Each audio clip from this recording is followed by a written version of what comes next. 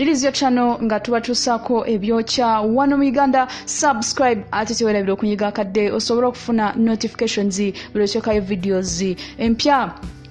Pius Mayanja palaso olunaku olwalero proposing eri faridah nakazibwe. Faridah nakazibwe ku program mwasuze mutya show olunaku olwalero abadde yakyazizaako palaso. Kati palasa agenze nga oluvanyuma lwa show agenze maaso n'okumusaba hand in marriage, agenze maaso ku mavivige wansi n'amusaba okumwambaza empeta. Kati palaso ne faridah nakazibwe tukimanyi bulungi nti ababiri bano they are single and searching. Tebalina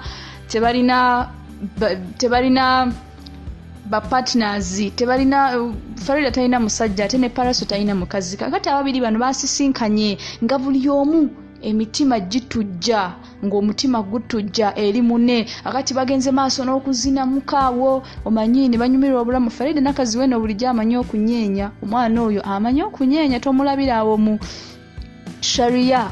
Faridah ye muntu ayambala sharia n'anyuma n'olowooza nti munne kaana kambaata tamanyi kunyeenya nyeenya ebyo, naye nga omwana akoona dansi gwe ovanga kwoyo omwana wa site amanyi okunyeenya. Akati faridah nakazibwe ne palaso yagenze maaso ku mavivige n'amusaba amwambaze empeta, era mwana muwenzi ono yajjeyo empeta n'agimwambaza.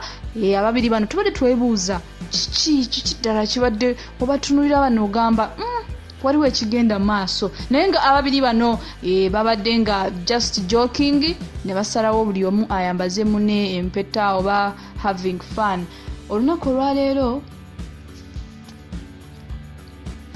olwaleero Moses Nkonge Kibalama olunaku olwaleero yagenzeeko mu kooti ku nsonga za NUP okuba nti party president yakyuka nti ye kenyini yeri president wa NUP ate kati oluvanyuma party ne bikyuka nabanga Bobi Wine ye president wa NUP. Olunaku olwaleero omwami ono alabiseeko mu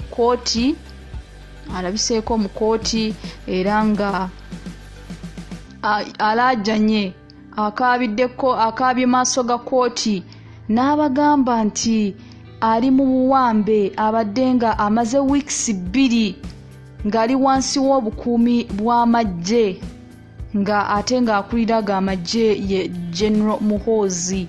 Akati Kibalama akabidde kooti n'asaba omulamuzi amuyambe, anasaba omulamuzi abe ayagala kubeera n'eddembe. Omusajja ono abadde wansi w'obukuumi ate nga era omanyi nga bw'obeera wansi amagye emiggo mwegiri byonna ebibeera mu mwebiri. Kakati omusajja ono abadde nga ali bubi ng'alajana era yalazeeko n'ebigere bye nga bizimbye lwa miggo nga tasobola kubaako kyakola. Era ono omusajja yalajanye n'agamba kooti n'agisaba bamuyambe, era n'agamba nti awo mulaba mu kooti abantu abatuddemu bonna si bantu ba bulijjo, mulimu ne bambega ne banamagye mwe bali mu kooti.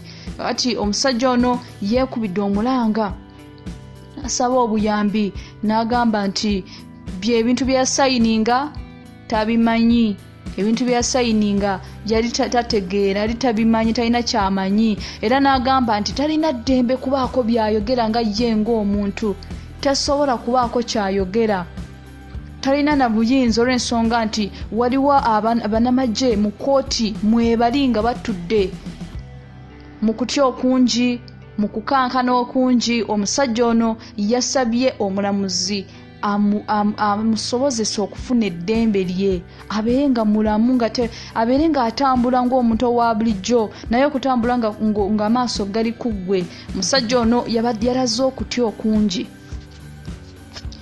Bruno K manyi naye tebamunyigira mutooke.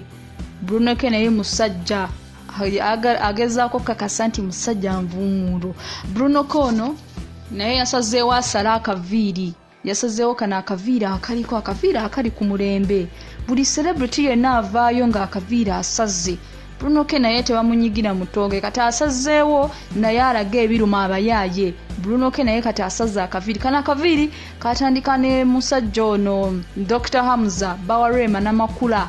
Yasooka najja ne ka challenge ako n'asala akaviiri. Nono omusajja oyo Dr. Hamza musajja mulungi kyovula Rema munanga amufa bitole musajja oyo musajja mulungi kati yasooka n'asala akaviiri kano ne kuddako Aziza Zion naye najja ne ka challenge n'akakasa nti ye tebamuleka mabega naye n'asala ne Bebe Cool naddako kati buli muyimbi yena kati akaviiri kano ke kaliko buli muyimba avaayo nga akasaze buli muyimba avaayo nga n'alaga nti naye alinamu kuwaaka Bruno ko olunaku olwaleero naye asaza akaviiri kano akali ku mulembe naye Bruno ko olunaku olwaleero bamusazeeyo olaba Farida leero bamututte palasa amulaze laavu Bruno ke gyatamulagangako Bruno ke bukyanga alaga nti yali mu kintu olunaku olwaleero palasa amusazeeyo palasa amukakasizza nti gwe kyakakeya okyabulamu kyakakeya akyabulamu Bruno ke bino byagera ne bategeka keeki ne bakola bicu byonna olunaku olwaleero palasa amukakasizza nti gwe gira ogira zi keeki ffe tujja kumwambaza empeta ng'oli eyo oli mu keeki otegeka ofumba okola kino okola kiri palasa omukyala amututeko leero era simanyi wa Bruno ko olunaku olwaleero neebaka bulungi oba kirabika olunaku olwaleero Bruno ke si wakwebaka bulungi olw'ensonga nti Farida baamututte Farida baamulazzeko yaziri bulijjo zaatasuubira omusajja yagenze ku maviivi n'afukamira wansi mu bitiibwa byonna n'akakasa nti omukyala amwambazizza empeta kati Bruno ke oba kino kinaamusanyusa oba kinaamuyisa kitya ne mwene empewo kyaka wakwebika blanketi nga 10 mu mpewo eno eri mu Kampala ng'ogaseeko n'obusungu kati bw'alina omukyala bamumugjeeko bamututte kati ye empewo ye ejja kumukubira ddala era wakwebika nga blanketi nga 10. Stay tuned and don't forget to subscribe for more videos. Peace out.